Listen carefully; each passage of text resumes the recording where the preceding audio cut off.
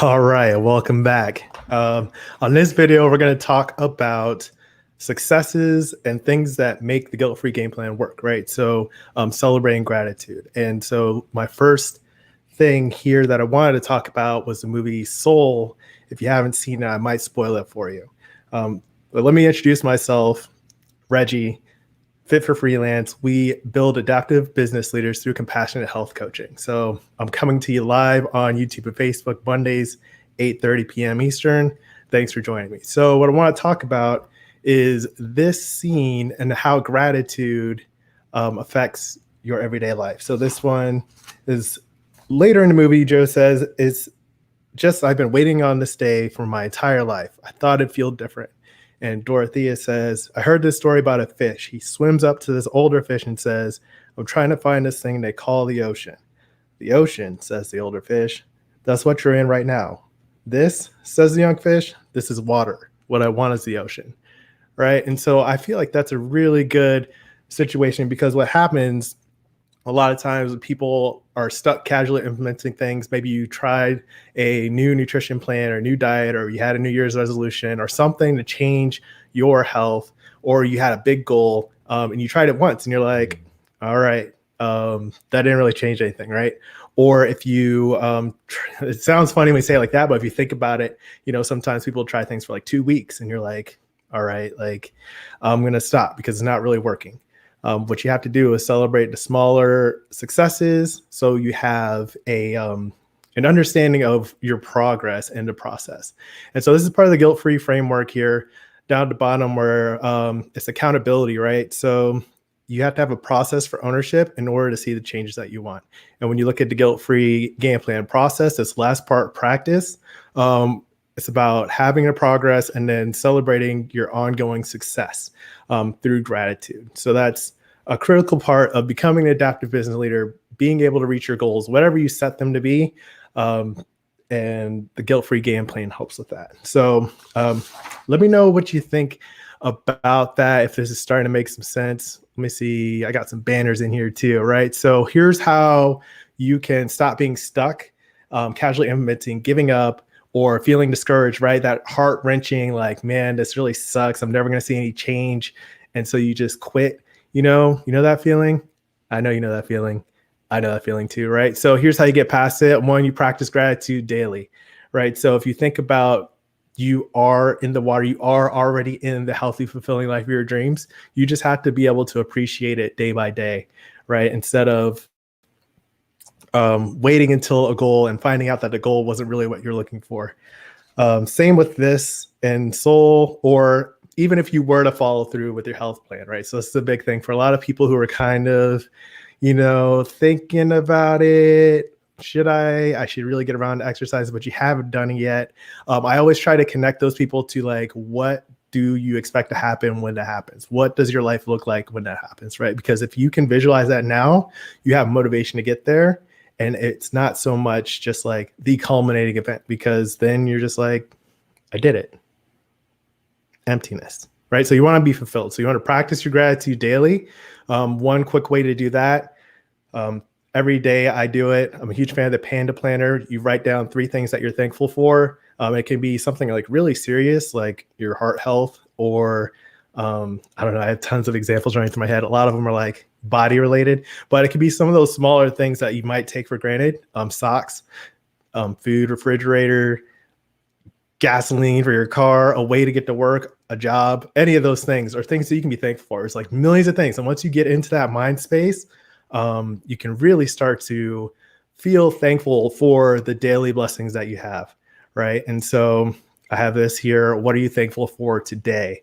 Give me a comment or like, and you can share this dream with people if it's starting to resonate with you a little bit. I started off a little frazzled. I get a little nervous in this live, but I do want to know what you're thankful for, right? So that's the first step. Next is talk about what you're grateful for. So we live in kind of a time where it's easy to complain about anything, right?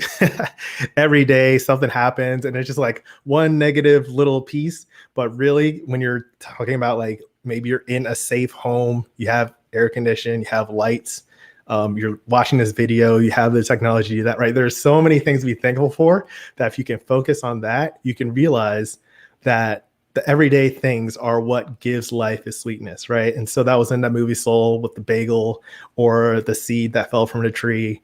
Tons of little examples. And it's like, oh, like this is the gratitude. This is what life's all about, right? Next, review weekly and monthly. So a lot of people, you might do a gratitude practice for a day or two, but if you really focus on it, you review it weekly and monthly, what you do is you can create a whole list of things that you're thankful for, that you've thought of over time. And then you can go back and celebrate your successes as something else to be thankful for, right? So if you set a goal and you accomplished it or something good happened, you can celebrate that. And so we always do that in the guilt-free game plans.